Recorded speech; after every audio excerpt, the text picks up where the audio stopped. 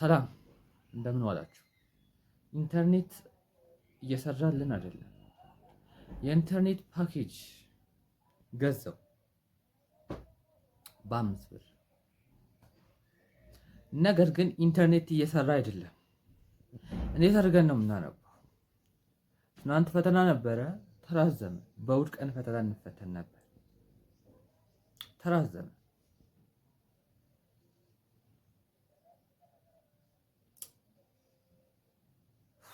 አሁን ማንበብ አለብን። ለማንበብ ኢንተርኔት ያስፈልጋል። ያለ ቻትጂፒቲ እንዴት ሰው ሊያነብ ይችላል? አይገባም እኮ አንዳንድ ነገሮች የሚጻፉበት እንግሊዘኛ ራሱ አይገባም። ዋይፋይ እንዳንሄድ ዋይፋይ አይሰራም። ዋይፋይ ደግሞ በጣም ሩቅ ነው ራሱ። ብዬ ማማረር ፈልጌ ነበር። ያው እንግዲህ ሁሌ ችግር ይኖራል፣ ሁሌ ችግር ሊኖር ይችላል። ችግሮችን ማማረር ግን በቂ ነው ተብሎ አይታሰብም። ለችግሮች መፍትሄ መፈለግ መቻል አለብን። እኔ አሁን እያጋጠመኝ ያለው ነገር ኢንተርኔት ፓኬጅ በቴሌብር ከገዛው በኋላ ኢንተርኔት ለምን ቶሎ ማይሰራው ማለት የሆነ ደቂቃ ይቆያል። እሱ ሊገባኝ እየቻለ አይደለም።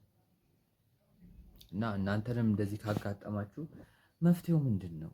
በቴሌብር የምንገዛው ኢንተርኔት ቶሎ ወደ ሰርቪስ ነንበራችን አይላክም ነው ወይስ ምን አድርገውት ነው የሚልኩት? ምን አድርገውት ነው? ግራ ገባን እኮ። ቶሎ አይሰራም ኢንተርኔቱ። ፕላስ ደግሞ በቃ አይፈጥንም ብዙም። ሳፋሪኮም እኮ መጠቀም እንችላለን፣ ግን ያው ስልኬ 2 ሲም በላይ መያዝ አይችልም። ላይክ አንዱ ሲም አውጥቶ ሌላ ሲም መክተት ደግሞ በጣም ነው ይደብራል። እና ሌላ ጣጣ ውስጥ ነው የምንገባው። ጀነራሊ ዛሬ ቅዳሜ ነው። በቅዳሜ ቀን ማንበብ አንወድም፣ ግን እያነበብን ነበር። ኢንተርኔት በደንብ እየሰራልን አልነበረም። ሙዳችን ተቦክሟል። ማንበብ አልቻልኩም። ስለዚህ ማድረግ የምችለው ነገር ቪዲዮ ካፕቸር ማድረግ ነበር፣ እያደረግኩ ነው። ዳንኤል እባላለሁ፣ ዩቲዩበር ነኝ። ባይ ዘ ዌይ ከ1 ዓመት በፊት የዩቲዩብ ቻናል ከፍቼ ለ1 ዓመታት ያህል ሰርቼበት ይህን የመሰለ ኮንፊደንስ ውስጥ እንዳለው ይሰማኛል። ዛሬ በጣም ስለ ብዙ ነገር ሳነብ ነበር። ካነበብኳቸው ነገሮች ስለ ቢዝነስ ማርኬቲንግ ነው ነበር ስናወራ የነበረው። ቢዝነስ ማርኬቲንግ ስትሉ የማርኬቲንግ ማኔጅመንት ተማሪ እንደሆንኩ ነግሬያችሁ ነበረና ስለ ቢዝነስ ማርኬቲንግ ወይም ደግሞ የድርጅቶች የማርኬቲንግ ጉዳዮች እንዴት ነው ግዢ የሚያደርጉት ምናምን የሚል ነበር እንደ ጀነራል መጽሐፉ የሚያወራው።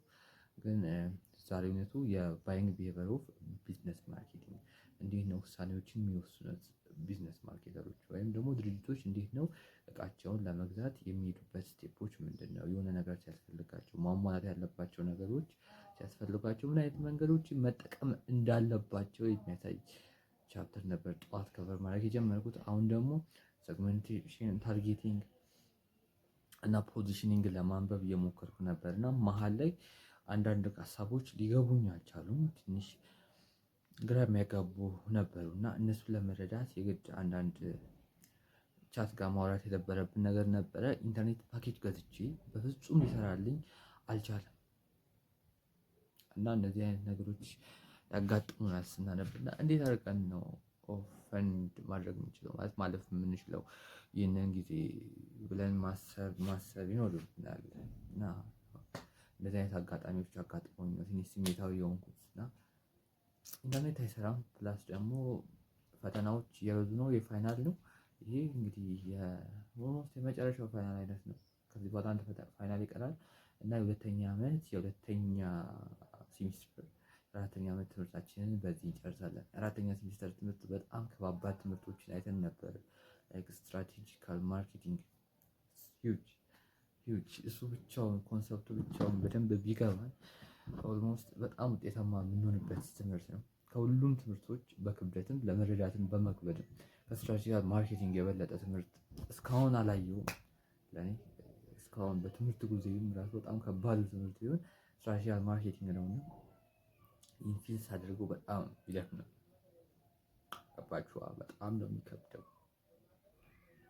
እና እዚህ ላይ ለመድረስ እንሞክራለን። ለማንበብ እንሞክራለን። ያው አሁን ግን ስልኬን ባትሪ እየደከመ ነው። ማንበብ አንችልም። ኢንተርኔት እየሰራልን አይደለም። በቃ እንደዚህ ሁኔታ ውስጥ ነው ያለነው። እግዚአብሔር ይመስገን። ዋናው ለማንበብ መነሳት እንጂ ማንበባችን ይሄን ያክል አሳሳቢ ነገር አይደለም። ለምን የተነሳ ሰው ተጨርሶ አይወርድም አያቁምም የሚል ሀሳብ አለኝ እና ዛሬ በዚህ ሰዓት ይሄን ያሰብኩ ነበር። በዚች ቅጽበት ይሄ የታሰበኝ ነበር።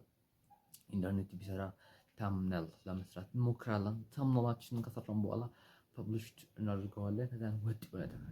እቺ ቅጽበት ተከታታይ ሲሪየስ 206 ክፍሎች ያሉት ከ4000 በላይ ቪዲዮዎችን የምንሰራ ነው የሚሆነው በሳምንት በቀን ይድርክ እንደዚህ እንበለን።